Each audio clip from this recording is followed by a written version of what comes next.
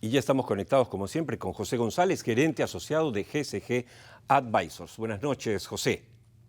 Buenas noches, Oscar. Encantado de estar con ustedes siempre. José, los incendios forestales iniciados el 8 de agosto en Hawái han causado alrededor de 100 muertes hasta ahora, va creciendo el número, y 1.000 personas desaparecidas aproximadamente, en lo que se ha convertido en el peor incendio de su historia. Casi las noticias que hemos estado siguiendo nos dicen que casi el 80% de la ciudad de Lahaina, en Maui, se ha incendiado. Hemos visto las imágenes. ¿Qué tanto tiene que ver esta desgracia con el cambio climático? Es correcto, Oscar. Ya es el incendio forestal más devastador en la historia de los Estados Unidos por el número de víctimas. Y este es un incendio particular, porque es una confluencia de circunstancias que van de la mano del calentamiento global, a pesar de que no se originan exactamente con el calentamiento global, pero ya se está usando como una advertencia para lo que podría suceder, por ejemplo, en California. Es la mezcla de que el primer paso, deforestación. Esta es una zona que ha sido deforestada sistemáticamente por cultivos, por ganado, por construcción urbana y por turismo. La deforestación que generó que se acabó con la selva tropical que había en esa parte de Hawái, en Maui, y no llueve. Es un clima ideal para los turistas porque no llueve, uno puede ir a la playa, pero es muy negativo para la zona. Entonces, primero la deforestación, al mismo tiempo una gran sequía, que es una sequía global que nos persigue en todo el mundo. Hay condiciones de sequía serias en Panamá y en Uruguay, por ejemplo, y no son culpa de ningún gobierno, sino es un problema global. El aumento en las temperaturas, que calienta la temperatura, dicen que este es un incendio de la tierra hacia arriba, o sea, del gas, del pasto.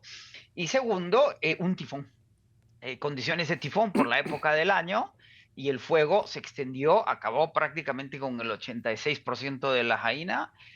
Como mencionabas, esos son los números de las víctimas: 4.500 personas se han quedado sin vivienda, 14.500 personas desplazadas, el costo se calcula en 6.000 millones y la reconstrucción va a tomar décadas. Y recordemos que hace poco nomás comentábamos lo que pasó, el incendio forestal tremendo en Canadá, un sitio pues Correcto, que no es caliente, ciertamente, correcto, ¿no? Pero exactamente. estamos viviendo momentos muy difíciles y reflexionamos sobre estos temas, José y lo tocaba, porque hay que llamar la atención de los peruanos. Nosotros no estamos ajenos en absoluto a esto.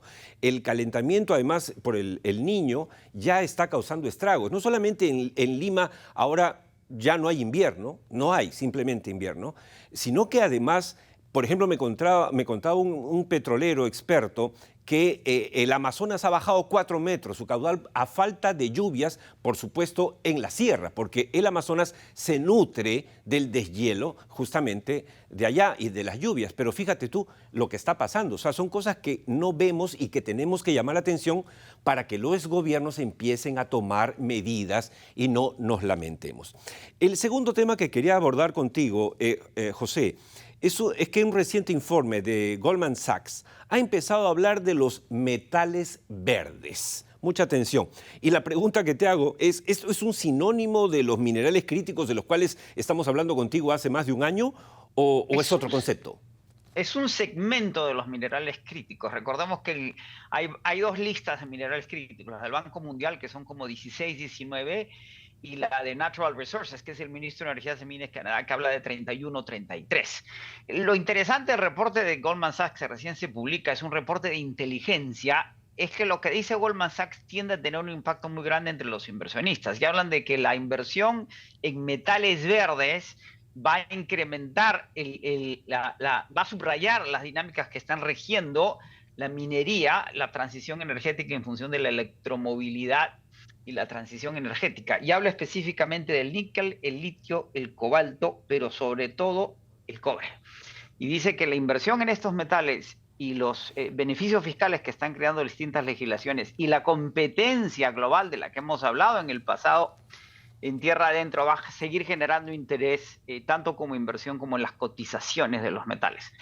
Goldman Sachs prefiere enfocarse en la estructura que va a determinar que los precios sigan subiendo, la demanda supera la oferta, y no en la coyuntura, que es las dinámicas de la economía china, que siguen manteniendo volatilidad en el cobre y el oro, por ejemplo, que representan los metales industriales y metales preciosos.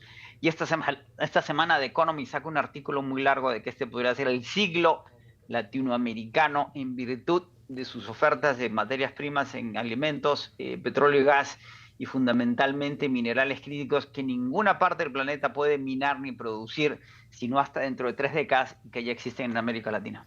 O sea que, claro, de alguna manera el cobre, del cual somos el segundo productor mundial, ya tiene otros dos sobrenombres, mineral crítico y metal verde. Correcto, Y mañana no sabemos qué otro nombre, pero lo que ciertamente está ocurriendo es que se están confirmando, y quería un poco cerrar con eso, José, muchas de las predicciones que hemos ido dando desde febrero del año pasado en Tierra Adentro, en este segmento desde Wall Street, se han ido dando. ¿Puedes hacernos un resumen de las cosas que hemos anunciado y que se han venido confirmando? Primero, subrayamos que el reporte de S&P sobre el cobre era clave porque apuntaba a la clave, que es que la demanda va a superar a la oferta hasta en varias veces, generando un incremento en los precios del cobre de aquí al año 1952, que hay una lucha regional entre los Estados Unidos y China, y a la que se suma Europa, que va a seguir centrando el interés en los metales críticos. 3, que la inversión en los minerales críticos va a continuar y que el Perú sigue siendo la encrucijada más importante de esa demanda, porque en el Perú tenemos minerales minables, es decir, tenemos la capacidad, la infraestructura y las reservas para producir esos minerales, exactamente lo que dice The Economist. ¿Qué nos falta? La mano de obra calificada y el enfoque en la educación y en la tecnología para agregar valor a esa producción minera peruana, que donde está la clave para el desarrollo en el país. Sí, efectivamente. Y esas cosas que hemos ido repitiendo, pues han ido dándose en el tiempo, y lo único que falta, y lo conversamos al inicio del programa, José, con Guillermo Shino, ex viceministro de Minas de Perú, es que como que todavía no nos falta, nos gustaría escuchar a la presidenta Dina Boluarte hablar de estos temas, como lo hace Boric en Chile, o como lo hace hasta el propio izquierdista, ¿no es cierto?, enemigo hoy día del Perú, el señor Petro de Colombia. Pero él también se mueve, él también gestiona. Y ojalá veamos eso pronto en la persona de la presidenta Dina Boluarte, para subirse al tren del desarrollo y de la demanda mundial de los metales que el Perú produce. Exactamente, su visita a Brasil y los acuerdos sobre la Amazonía apuntan en la dirección correcta. Y lo que acaba de suceder en La Jaina es clave, porque sin una transición energética efectiva no vamos a reducir la temperatura global. La solución tiene que ser global, y todo pasa por un enfoque en los minerales críticos y el valor agregado que dan para transformar la matriz energética. Estupendo. Como siempre, interesante conversar, enterarnos de las últimas noticias a nivel internacional que tienen un impacto directo, amigos, no indirecto. No es que estamos hablando porque nos gustan estos temas, nos gustan, nos interesan, pero nos tocan directamente a los peruanos. El destino del Perú está en estos temas, no en los mochasueldos. Muchas gracias. Hasta el próximo domingo, José.